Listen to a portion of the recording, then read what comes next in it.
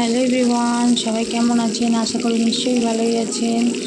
আজকে দেখুন মাছটা ভেজে নিয়েছি আজকে, আর ভাতটা বসিয়ে দিয়েছি। মাছটা ভাজা হয়ে গেছে, রুই মাছ, আর রুই মাছের মাথাটাও ভেজে নিচ্ছি, ভালোভাবে ভেজে নেবো। আজকে রুই মাছের মাথা দিয়ে ছেঁচড়া করব, তার জন্য সব সবজি কেটে নিয়েছি। কুমড়ো ডাঁটা, ঝিঙে, আলু, বরবটি আর বেগুনটা থাকলে ভালো হতো। বেগুনটা আজকে আর নেই, শেষ হয়ে গেছে, ফ্রিজে দেখলাম নেই।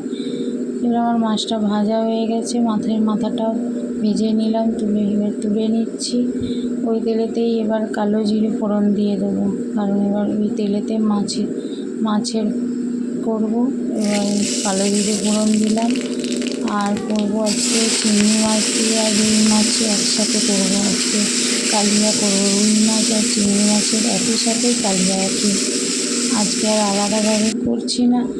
এবার পেঁয়াজও ফোড়ন দিয়ে দিলাম, পেঁয়াজটা ভাজা হয়ে গেছে, লবণ হলুদ দিয়ে দিয়েছি। দিয়ে এবার সর্ষে পোস্ত কাঁচা লঙ্কা একসাথে পেস্ট করে রেখেছিলাম, ওটাও দিয়ে ভালোভাবে কষিয়ে নেবো মশলাটা দিয়ে।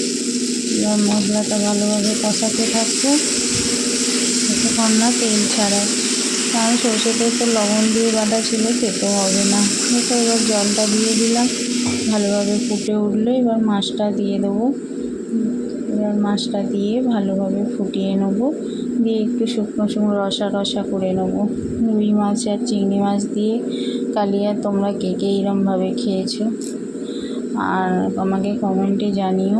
চলো, আমার মাছটা রেডি হয়ে গেছে প্রায়, এবার নামিয়ে নেবো। দুটো কাঁচা লঙ্কা চিড়ে দিয়েছিলাম, আর দেখো আমি এবার নামিয়ে নিলাম।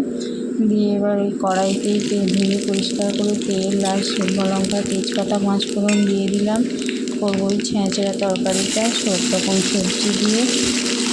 ওই সব রকম বলতে 2-4 রকম সবজি, বেশি নয়, যেগুলো ছিল। আজকে আর কুমড়ো শাকের পাতা নেই, ডাঁটাগুলো দিয়েই করছি।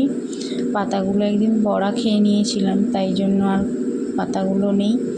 এইবার লবণ দিয়ে দেবো, হলুদ দিয়ে দেবো একসাথে, দিয়ে আরও ভালোভাবে সবজিটা ভাজা করে নেবো। তোমরা এরমভাবে কি খেয়েছো কোনো দিন? আমাকে জানিও। দেখো এবার মাছের মাথাটা ভেঙে দিচ্ছি, সবজিগুলো কষানো হয়ে যাওয়ার পর ভালোভাবে ভেজে নিয়েছি, অর্ধেক আলু সেদ্ধ হয়েই গেছে। এবার দেখো একটু চিনি দিয়ে দিলাম, দিয়ে ভালোভাবে কষিয়ে নেবো। মশলা তো দিয়েই দিয়েছি, দিয়ে এবার নামিয়ে নেবো। চলো, আজকের মতো টাটা, সবাই ভালো থেকো।